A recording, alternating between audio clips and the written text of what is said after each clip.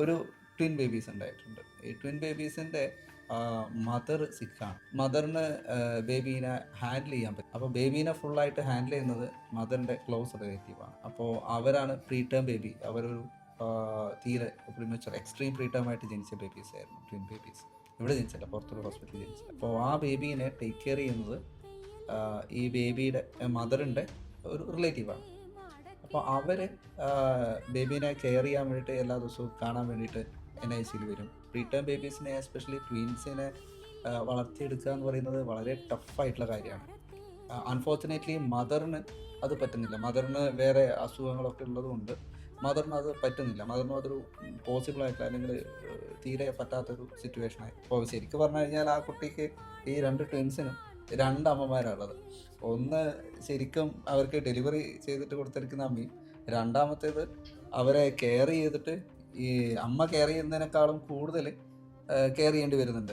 കാരണം പ്രീ ടേംസിനെ വലുതാക്കി എടുക്കുക എന്ന് പറഞ്ഞു കഴിഞ്ഞാൽ അവർ അത്രയും എന്താ പറയുക, ബുദ്ധിമുട്ടുള്ള ഒരു കാര്യമാണ്, പ്രത്യേകിച്ചും ട്വിൻസ് എന്ന് പറയുന്നത്. അപ്പോൾ അവർക്ക് കറക്റ്റ് ടൈമിൽ പാല് കൊടുക്കുക, അവരുടെ ഉറക്കമൊക്കെ കംപ്ലീറ്റ്ലി ഡിസ്റ്റർബ്ഡ് ആയിരിക്കും. അവർ വരുന്ന സമയത്തേക്ക് അവർ പലപ്പോഴും ചിലപ്പോൾ തീരെ ഉറങ്ങിയിട്ടുണ്ടാവില്ല.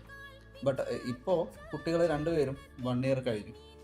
അപ്പോൾ ഇപ്പോഴും അമ്മയുടെ അടുത്ത് ഫുൾ ടൈം അവർ നിൽക്കുന്നില്ല. അപ്പോൾ ഇവരുടെ അടുത്തൊക്കെയാണ് നിൽക്കുന്നത്. അമ്മയും ഈ പറഞ്ഞ ഫുള്ളായിട്ട് റിക്കവർ ആയിട്ടില്ല. അതുകൊണ്ടാണ്. ഓക്കെ, അതിനകത്ത് തന്നെ കുറേ ബുദ്ധിമുട്ടുകളുടെ വളരെ സ്ട്രെസ്ഫുൾ ആയിട്ടുള്ള സിറ്റുവേഷൻസിലൂടെ ആയിരുന്നു 2 പേരും, കുട്ടികളും അതുപോലെ തന്നെ അമ്മയും കടന്നു പോയത്. ഇപ്പോൾ കുട്ടികൾ നല്ല നോർമൽ ഡെവലപ്മെൻറ്റിലുണ്ട്. അപ്പോൾ കഴിഞ്ഞ ദിവസം അവർ കാണാൻ വന്നിട്ടുണ്ടായിരുന്നു. അപ്പോൾ അവർ 2 പേരും വളരെ ഹെൽത്തി ആയിട്ട് നിൽക്കുന്നുണ്ട്. അമ്മ, ഇപ്പോൾ നമ്മൾ പറയുന്ന അമ്മ തന്നെയാണ് അവരെ കൊണ്ടുവരുന്നത്. അപ്പോൾ അവരെ നോക്കി വലുതാക്കിയ അമ്മ തന്നെയാണ് ഇപ്പോഴും OPയിൽ എപ്പോഴും കൊണ്ടുവരുന്നത്. ഞാൻ ഇതുവരെ ആ കുട്ടികളുടെ ഒറിജിനൽ അമ്മേനെ കണ്ടിട്ടില്ല. കാരണം അമ്മയ്ക്ക് വേറെയും കുറേ പ്രശ്നങ്ങളുണ്ട്. അമ്മയ്ക്ക് അങ്ങനെ പബ്ലിക്കായിട്ട് വരുന്ന സ്ഥലത്തൊന്നും വരാൻ പറ്റില്ല.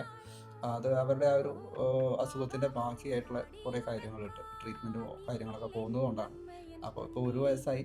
അത് കഴിഞ്ഞിട്ടും അപ്പോഴും ഞാൻ ആ അമ്മേനെ കണ്ടിട്ടില്ല. പക്ഷേങ്കിൽ കുട്ടികളെ 2 നന്നായിട്ടിരിക്കുന്നുണ്ട് ഇപ്പോൾ.